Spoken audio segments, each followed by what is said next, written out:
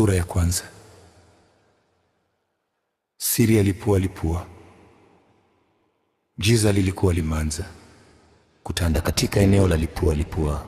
Kelvin alikuwa amemsindikiza rafiki yake, safari ambayo ilionekana kuwa ya kawaida hadi walipokutana na mwanamke mmoja mrembo aliyekuwa amependeza ajabu. Malumbano yalianza. Mwanamke huyo alikuwa na hasira tele, akimlaumu rafiki yake Kelvin kwa kutopokea simu. Ni kweli, huyu jamaa hapokeagi simu kabisa, Kelvin aliongezea kwa sauti ya utani, akijaribu kupunguza ukali wa maneno. Rafiki yake alijitetea kwa unyonge, akidai kuwa alikuwa amepunguza sauti ya simu yake. Hali ilikuwa tete, na mwanamke yule aliondoka kwa hasira, akiacha pengo la sintofahamu. Walipokuwa wakitembea, walifika kwenye mjumuiko wa watu wengi. Mama mmoja mwenye uso upole aliwaita,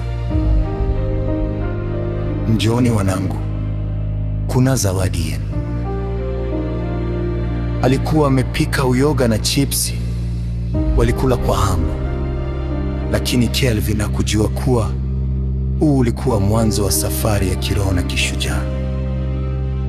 Sura ya kwanza. Mdalimu anayejiita kifo. Baada ya mlole, Kelvin alijitenga kidogo karibu na jengo moja kubwa, akiwa ameshika simu yake. Ghafla mwanga wa tochi uliwaka.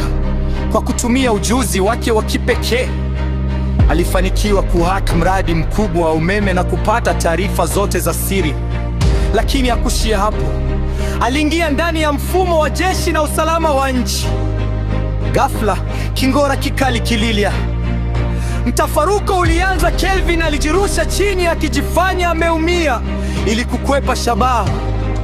Polisi wawili walimkamata na kumpeleka mbele ya mwanamke mmoja, polisi aliyekuwa nao hoji watu kwa ukali. Kwa mshangao, Kelvin aliwaona dada zake Edina na mwenzake wakimtuhumu kuwa amehusika. Eneo lilibadilika na kuwa jangwa la kutisha. Yule mwanamke polisi alikuwa na hukumu watu kwa uonevu.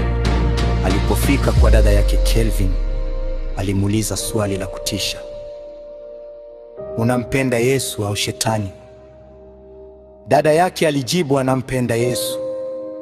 Na hapo hapo mwanga mkali ulijitokeza na akaonekana kama amezikwa ndani ya mwanga huo. Yule mwanamke alimgeuki binti mwingine.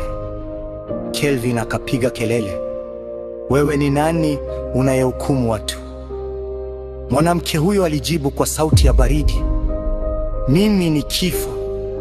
Kelvin bila woga alimjibu, "Hakuna asiyekufa zaidi ya Mungu."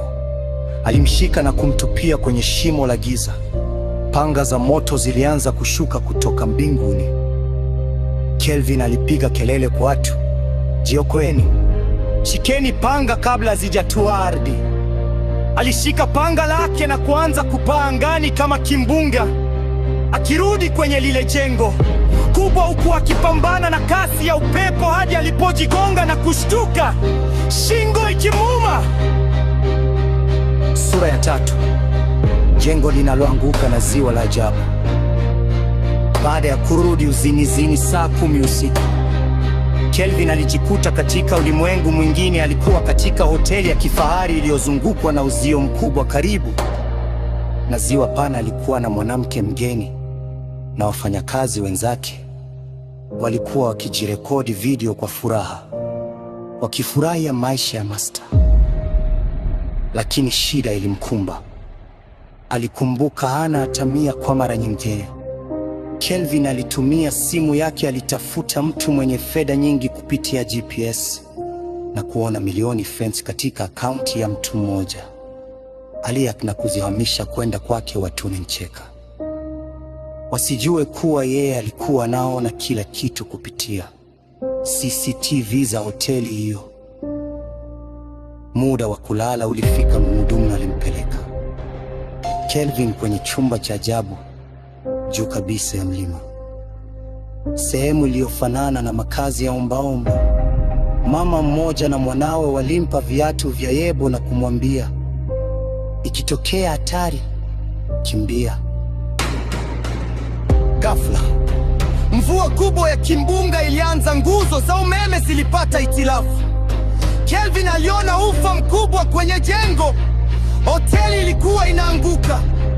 Alianza kukimbia gukasi. Alimwona yule mtoto wa yule mama akiwa amekwama, mguu wake umetepuka. Kelvin hakumwacha, alimvuta kwa nguvu zake zote, huku jengo likiporomoka nyuma yao.